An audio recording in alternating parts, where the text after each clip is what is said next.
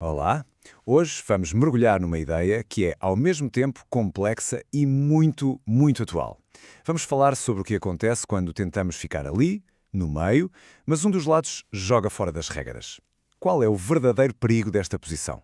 E começamos logo com a questão central da nossa fonte. Há momentos na história em que a neutralidade é uma virtude. E há outros em que é silêncio cúmplice.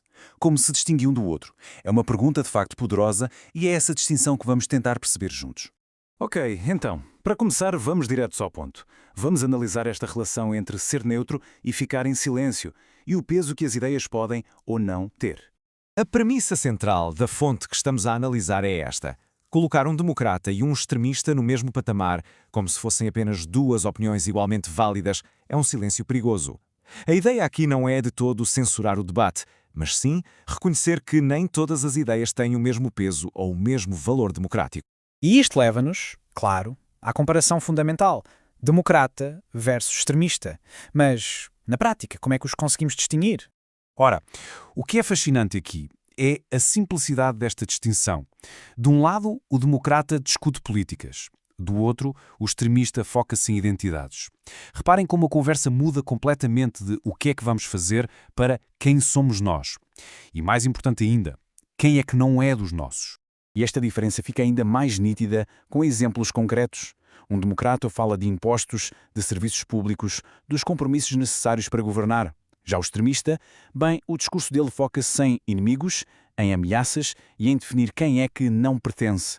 São, de facto, dois universos de discurso completamente diferentes. E chegamos à diferença final, e que é talvez a mais crucial: a relação com o próprio sistema. O democrata aceita as regras do jogo, as eleições, os limites do poder.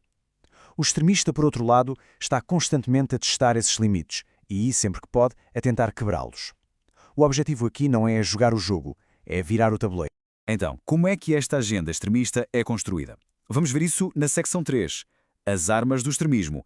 Que táticas é que são usadas? A fonte que analisamos aponta para três táticas principais.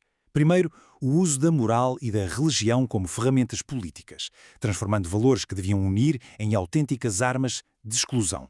Segundo, a banalização da mentira através da sua repetição constante.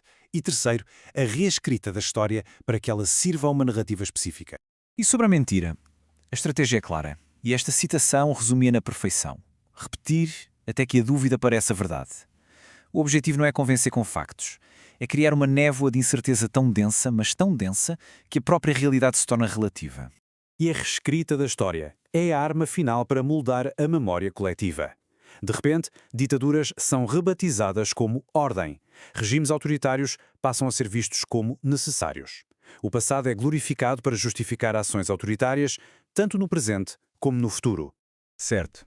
Então, qual é a consequência de não tomar uma posição perante isto tudo? É isso que nos leva à nossa quarta secção: o risco de ficar no meio.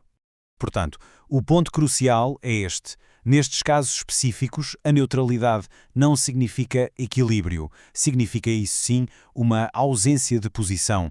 É, no fundo, abdicar de defender os princípios que estão a ser atacados, tudo sob o pretexto de uma falsa equivalência. A fonte usa uma analogia muito poderosa. Ficar no meio, neste contexto, é como fingir que uma tempestade é apenas uma mudança de vento. Pode parecer uma posição calma, sensata, mas na prática o que está a fazer é deixar a casa, ou seja, a democracia, completamente desprotegida. O que nos leva então à conclusão de toda esta análise. A escolha final. Porque, segundo este argumento, a escolha real não é entre esquerda ou direita, ou entre diferentes políticas económicas. A verdadeira escolha é entre conceitos muito mais fundamentais.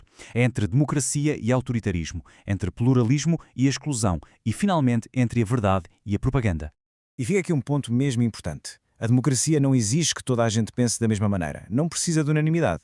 O que ela precisa, para conseguir sobreviver, são fronteiras éticas. Uma linha que separa o debate saudável de ideias da destruição do próprio sistema que permite esse debate. E terminamos com o pensamento final e provocador da fonte que nos deixa a refletir. Não escolher também é uma escolha. E muitas vezes é escolher tarde demais.